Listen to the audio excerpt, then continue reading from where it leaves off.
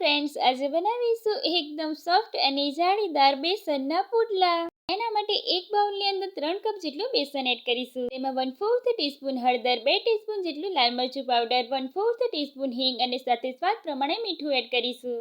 1 teaspoon જેટલા અજમાને આ રીતે હાથેથી મસળીને એડ કરીને બધી જ વસ્તુને મિક્સ કરી લઈએ. તો હવે જરૂર મુજબ પાણી એડ કરતા જઈને આ રીતનું મીડિયમ કન્સિસ્ટન્સી જેવું બેટર તૈયાર કરી લઈશું.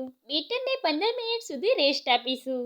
હવે બેટરની અંદર આદુ, લસણ અને મરચાંની પેસ્ટ, ચોપ કરેલી ડુંગળી અને ચોપ કરેલું ટામેટું એડ કરી દઈશું. હવે બધી જ વસ્તુને મિક્સ કરી લઈએ. પુડલા એકદમ સોફ્ટ બનાવવા માટે 1/4 ટીસ્પૂન જેટલા સોડા એડ કરીને અડધો લીંબુનો રસ એડ કરીને બધી જ વસ્તુને મિક્સ કરી લઈએ.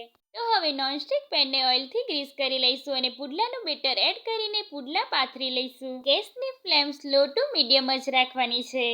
આ રીતે આપણે પુડલા પાથરી લઈશું. તો હવે પુડલાને આપણે બીજી સાઈડ્સમાં કરી લઈશું અને બંને સાઈડથી ગોલ્ડન બ્રાઉન થાય ત્યાં સુધી તેને કૂક કરી લઈશું.